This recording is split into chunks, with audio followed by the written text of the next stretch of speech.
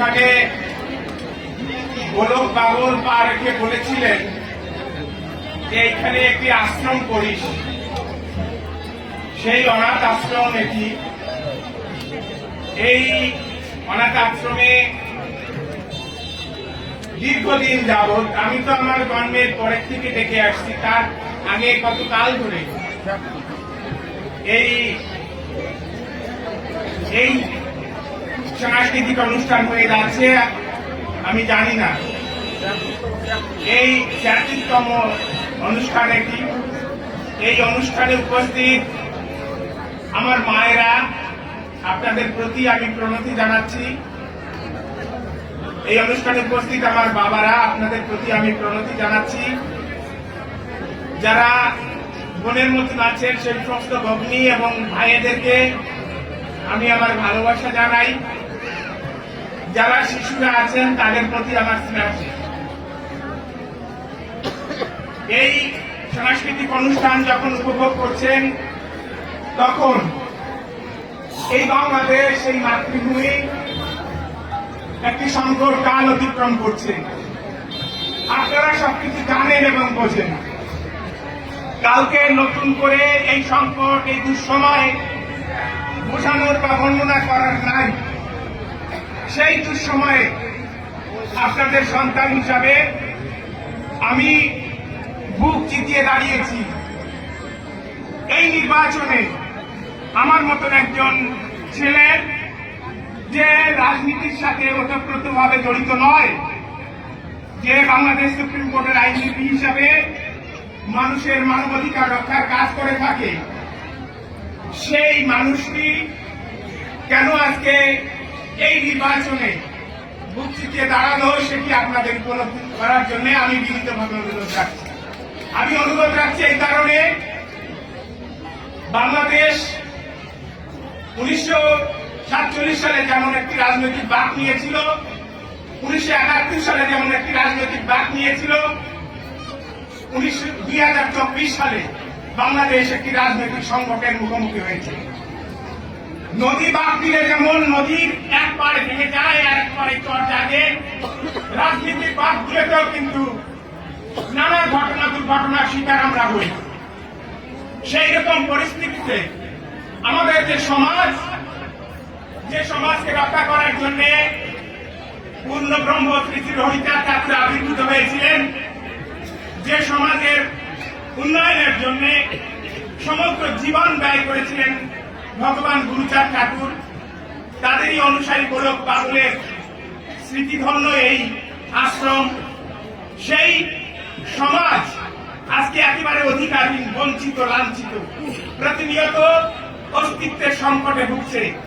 সেই সময়ে এই সমাজের একজন তরুণ হিসাবে, এই সমাজের একজন সন্তান হিসাবে আমাকে আপনারা লেখাপড়া শিখিয়েছেন সমাজের জন্য। বিশেষ করে যে মানুষটির কথা সবসময় আমার স্মরণে আসে, আমার পিতৃব্য বীরেন্দ্রনাথ বিশ্বাস, যিনি একটি সময়ে এই সমাজের হাল ধরেছিলেন, তার সমস্ত সত্তা দিয়ে, শক্তি দিয়ে এই সমাজের মঙ্গল অমঙ্গলের জন্য, এই সমাজের প্রতিটি সুখে দুঃখে তিনি কাজ করেছেন। এই জনগণকে সংগঠিত করে যিনি 1967 সালে 7 পরে একটি কলেজ প্রতিষ্ঠা করেছিলেন, এই সমাজের মুক্তির জন্য যিনি গণমুক্তি আন্দোলন সংগঠিত করেছিলেন, 1971 সালের মুক্তিযুদ্ধে তিনি একজন মুক্তিযুদ্ধের সংগঠক হিসাবে হাজার হাজার তরুণকে মুক্তিযুদ্ধে যেতে উৎসাহিত করেছিলেন।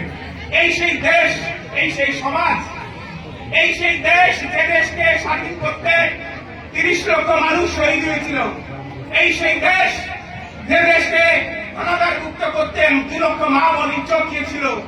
এই সেই দেশ, যে দেশকে পৃথিবীর মানুষকে, যে দেশের স্বাধীনতার পক্ষে উজ্জীবিত করার জন্য 1 কোটি মানুষ শরণার্থী হয়েছিল। এই সেই দেশ, যে দেশকে আমরা মনে করেছিলাম পৃথিবীর সবচাইতে সভ্য দেশ হবে, সমমর্যাদার দেশ হবে, কিন্তু দুঃখজনক হলো সত্য, আমরা সেই বাংলাদেশ গড়ে তুলতে পারিনি। এই বাংলাদেশে এখনো নারীরা নির্যাতিত হয়, এখনো ধর্মের নামে নির্যাতন হয়, এখনো কৃষক তার ন্যায্য অধিকার পায় না, শ্রমজীবী মানুষ তার শ্রমের ন্যায্য মূল্য পায় না। এই সেই দেশ যে দেশে গুরুচাঁদ ঠাকুরের আদর্শ এখন আমরা বাস্তবায়িত করতে পারি। তাহলে কিসের জীবন, কিসের শিক্ষা, কিসের মূল্যবোধ, কি নিয়ে আমরা বেঁচে থাকবো? আমার যারা শুভাকাঙ্ক্ষী তারা বলেছিল এইরকম একটি ঝুঁকিপূর্ণ জায়গায়, এরকম একটি দুর্যোগপূর্ণ পরিস্থিতিতে নির্বাচনে দাঁড়ানোর দরকার নেই। আমি বলেছি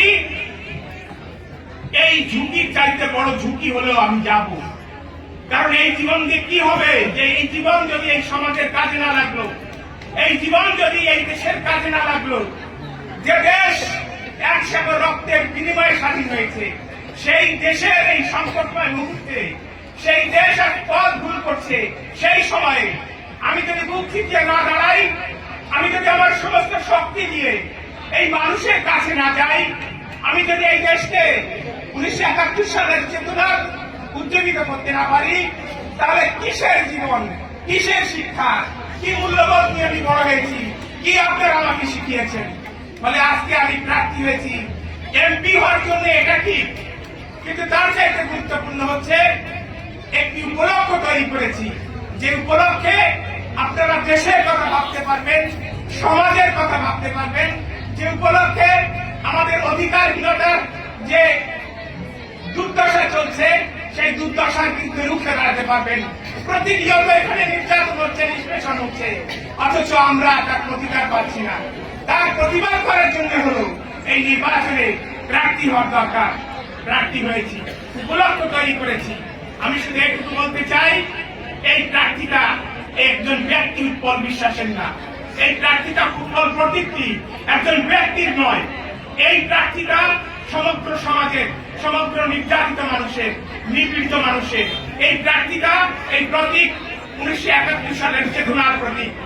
আমরা সকলে মিলে যদি সেটা চিন্তা করতে পারি, এই সমাজকে যদি সংগঠিত করতে পারি, এই দেশকে যদি এই দুর্যোগের হাত থেকে বাঁচাতে পারি, আমরা যদি আবার 1971 সালের চেতনায় উদ্বুদ্ধ হয়ে এই বাংলাদেশকে সত্যিকারের হিন্দু, মুসলমান, বৌদ্ধ, খ্রিস্টানের বাসযোগ্য ভূমি হিসেবে গড়ে তুলতে পারি, তাহলেই আমাদের জীবন সার্থক হবে। আমি যেহেতু প্রার্থী হয়েছি, আমার পক্ষ থেকে শুধু একটি বলার আছে, আমি বারবার বলছি, এই নির্বাচনের মধ্য দিয়ে বিগত 12টি জাতীয় সংসদের মতন একটি সংসদ হিসেবে গঠিত হবে না।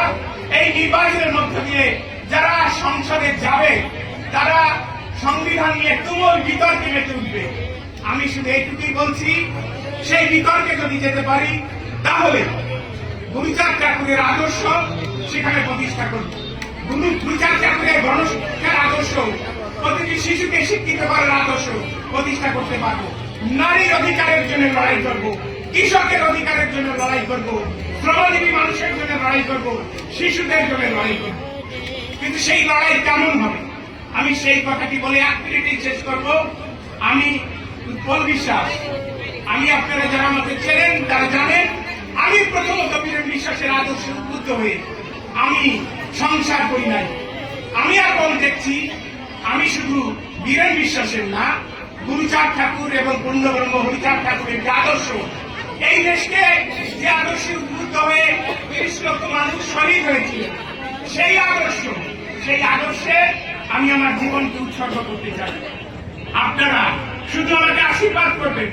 12 তারিখের নির্বাচনে ফুটবল প্রতীকে আপনারা আপনাদের প্রতীকে ভোট দেবেন কি দেবেন না, সেটা আপনাদের বিবেচনার বিষয়। আপনারা সেটা চিন্তা করবেন। আপনার প্রতীক, আপনাদের রায়, গণদেবতার রায় আমি মাথা পেতে নেব। কিন্তু আমি করজোড়ে ভিক্ষা চাচ্ছি যে আমাকে এই শক্তি আপনারা দিন। যারা বাবারা আছেন তারা এই শক্তি আমাকে দিন, যারা মায়েরা আছেন তারা আমাকে এই শক্তি দিন, যে বাংলাদেশের এই দুঃসময়, বাংলাদেশের এই সংকটকালে, বাংলাদেশ পথ ভুলে যাচ্ছে, সেই সময় আমি আমার জীবন দিয়ে, আমি আমার সমস্ত শক্তি দিয়ে, সমস্ত জ্ঞান দিয়ে, সমস্ত সাধনা দিয়ে বাংলাদেশকে যেন সঠিক পথে নিয়ে যেতে পারি। আমি যেন কোন ব্যক্তিগত লোক, কোন আকাঙ্ক্ষায় আমি যেন পথ ভুল না করি।